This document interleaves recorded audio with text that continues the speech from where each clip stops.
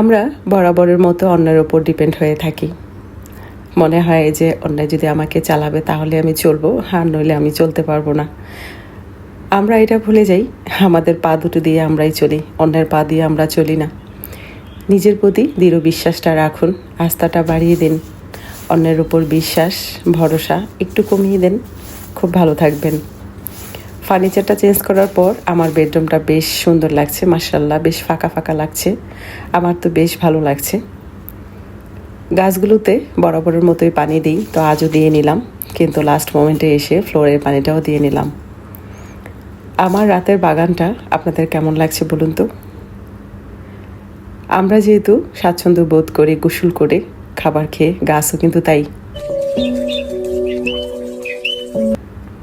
আসসালামু আলাইকুম my YouTube family, কেমন আছেন সবাই? আই হোপ সবাই ভালো আছেন। আলহামদুলিল্লাহ, আমরাও সবাই ভালো আছি। মাই ভিলেজ লাইফ আয়শা চ্যানেলে সবাইকে স্বাগত বলছি ঢাকা থেকে। দূরেও কাছে যে যেখান থেকে দেখছেন প্রত্যেককে জানাচ্ছি আন্তরিক শুভেচ্ছা ও অভিনন্দন।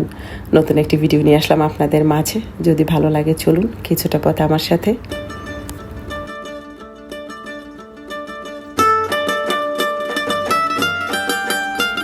বড়সড় একটি ওয়ার্ড্রোব ছিল, যেটা গত ভিডিওতে দেখেছেন, ড্রয়িং রুমে নিয়ে রেখেছি। সেই ধরুন রুমটা আসলেই বেশ ফাঁকা ফাঁকা লাগছে, মাশাআল্লাহ, আমার তো বেশ ভালো লাগছে। যখনই রান্না করি তখনই গ্রিলে যায় চোখ, আর এই দেখুন গ্রিলটার অবস্থা। আমি যখন ভাড়া আসি শুরুতেই এমন ছিল। সন্ধ্যায় ব্রয়লার মুরগিটা এনেছিলাম আসলে চিকেন ফ্রাইয়ের জন্য, কিন্তু ওই যে কাজের ব্যস্ততায় করতে পারিনি, তাই ভাবলাম এখন তরকারিটাই করে দিই। যদিও মাছের তরকারি ছিল, ওটা দিয়ে হয়ে যেত, কিন্তু বড় ছেলে এসেছে নূর, তো ভাবলাম ছেলে পছন্দ করে মুরগিটা, তো মুরগি রান্না করে দিই। যদিও আমি লাস্ট অবধি ছিলাম না, আমি বসিয়ে দিয়ে পানিটা দিয়ে চলে গিয়ে নামাজটা পড়ে শুয়ে পড়েছি, যেহেতু ফজরে আবার উঠতে হয়।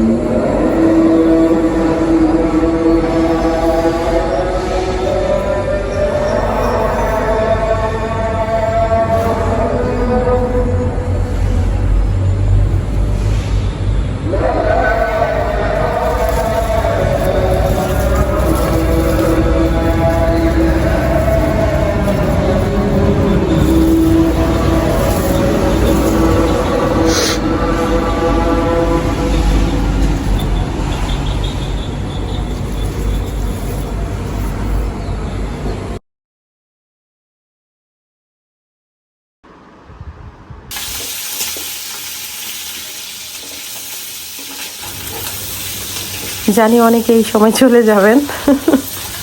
আসলে কথাটা বলতেও কেমন উইয়ার্ড লাগে, চলে যাবারই কথা, যার যার ব্যস্ততা চলে যাবে না।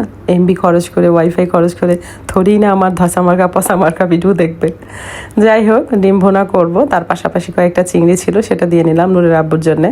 যদিও নুরের আব্বু পরে আমাকে বোকা বলেছে, কারণ বলেছে তুমি চিংড়ি দিয়ে রান্না করছো, অনেকে চিংড়িতে অ্যালার্জি খায় না, তুমি তো খাও না, তাহলে ডিম খেলে তো চিংড়িটা চলেই গেল।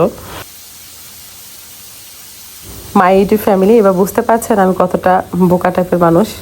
তো যাই হোক, ডিম ভুনার জন্য যা যা লাগছে, হলুদের ফাঁকি, মরিচের ফাঁকি, পরিমাণ মতো লবণ, তারপর কি তারপর জিরা, ধনিয়া এইসব দিয়ে তারপরে মাখায় টাকায় বসিয়ে দিলাম। মাখায় না, অবশ্য নাড়াচাড়া করে বসিয়ে দিয়ে ভাজাটাও দিয়ে দিলাম। আসলে বিভৎস গরম, বয়স দিতে গেলে কি বলবো না বলবো, সরি, আগে চেয়ে নিচ্ছি। ভালো লাগে না একদম, আসলে কাজে করি মনের শক্তি দিয়ে করি, শরীরেও শক্তি নেই, মনেরটাও কমে গেছে। মাশাল্লাহ, ডিম কারি কিন্তু হয়ে গিয়েছে, আর পাশে আছে এই দেখেন তিতা, যেটা আমার মোস্ট ফেভারিট বলতে পারেন। আমি এইসবই খেয়ে বেঁচে আছি বেশিরভাগ সময়। এবার পটলটা ফ্রাই করে নিব। আর পটলটা ফ্রাই করতে গেলে যেটা আপনারা করবেন, আমার মতো ফাঁকিবাজি যারা আছেন, সময় অল্প আছে, ফার্স্ট একটু বয়েল করে নেবেন লবণ দিয়ে, তারপর একটুখানি তেলে নেবেন, বাস হয়ে গেল পটল ফ্রাই।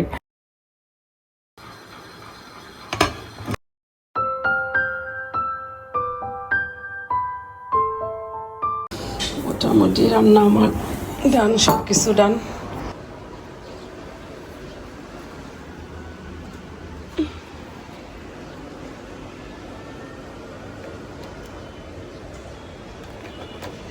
এই দুইটা প্রায় সমান সমান, আর এই দুইটা সমান।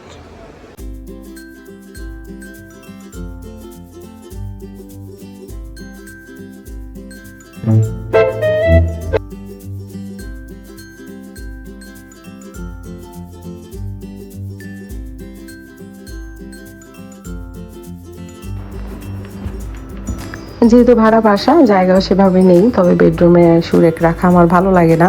আর যেহেতু আছে তাই ভাবছি আজকে একটা কালার করে দিব। তো ব্ল্যাক কালারই করব, তার মধ্যে পলি করে দিয়ে হ্যান্ডেলটা বেঁধে দিচ্ছি। কিভাবে দেখুন, প্রথমে একটা পলি নিয়ে তার গারার ব্যান্ডটা বেঁধে আবার উল্টে আরেকটা গারার ব্যান্ড বেঁধে দিয়েছি।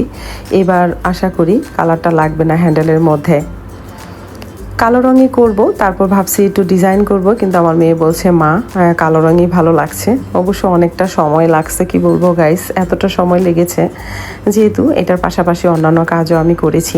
অন্যান্য বলতে শোকেসের মধ্যে অনেকটাই জায়গা এবড়ো থেবড়ো আছে, সেটাও কালার করে নিব। তার পাশাপাশি রান্নাঘরে যে গ্রিলটা আছে দেখতেই পারছেন কি অবস্থা হয়ে থাকে, মানে হয়ে আছে এবড়ো থেবড়ো হয়ে, তো সেটাও ভাবছি কালার করে দিব যদি কালারটা বেঁচে থাকে। তো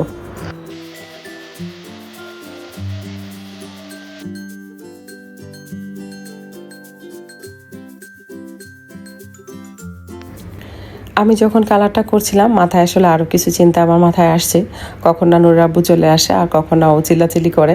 যদিও উনি আসলে এই ধরনের কাজকর্ম পছন্দ করেন না, এটা নাকি অতিরিক্ত কাজ, এই ধরনের মন্তব্য জ্ঞান্তব্য দিয়ে থাকে বরাবরের মতোই।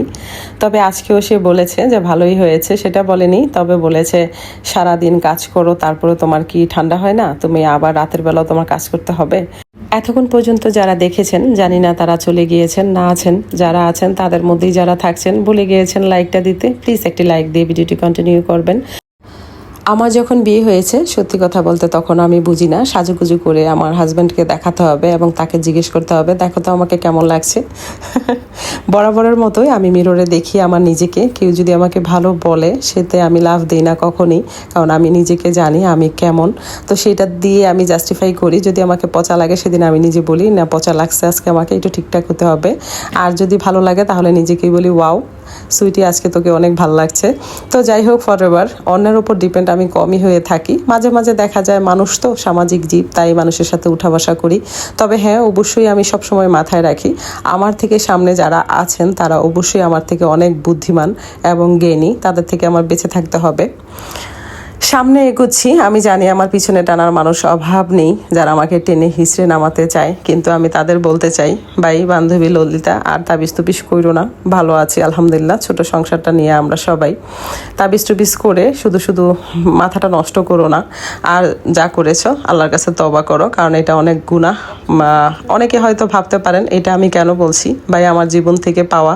আমি অনেক তাবিজ আমার ঘরে দেখেছি আমার নাম নিয়ে, যেহেতু ছোটোবেলায় মাদ্রাসা লাইনে পড়েছি টুকটাক কিছু জানি।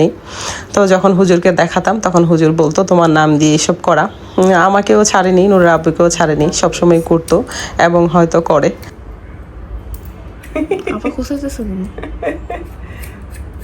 কি দিব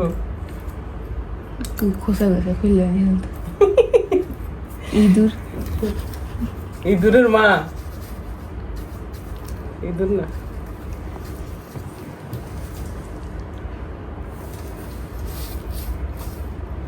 ওই দিন আর যাবে মাসে মাসে বিয়ের সময় আবার এগুলো কিনতে হবে, নিজে কিনবো না মায়ের দিয়ে দিব কোনটা।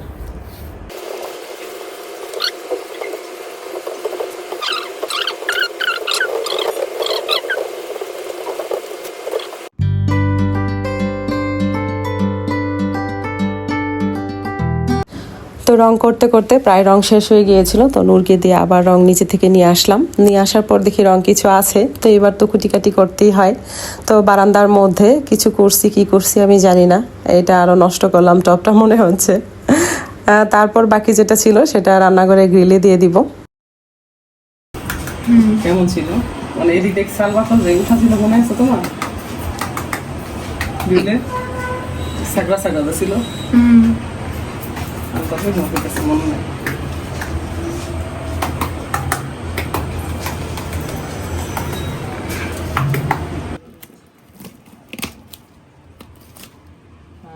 একই অবস্থা হয়েছে। দিনের বেলা তরকারি তো আছে মোটামুটি, তো একটু ডাল করে তার বাগার দিয়ে নিয়েছি, তাতেই হয়ে যাবে ইনশাআল্লাহ। বন্ধুরা, আমার ভিডিও যদি আপনাদের ভালো লেগে থাকে তাহলে অবশ্যই লাইক কমেন্ট শেয়ার করবেন, পাশে থাকা বেল আইকনটি ক্লিক করে দিবেন যেন নেক্সট ভিডিও পোস্ট করার সাথে সাথে নোটিফিকেশনটি পেয়ে যান। ভালো থাকবেন, সুস্থ থাকবেন, নিরাপদে থাকবেন, পরিবারকে সময় দিবেন, আর হ্যাঁ অবশ্যই পজিটিভ থাকবেন। আজকের মতো এখানেই রাখছি, দেখা হবে নতুন কোনো ভিডিওতে। আল্লাহ হাফিজ।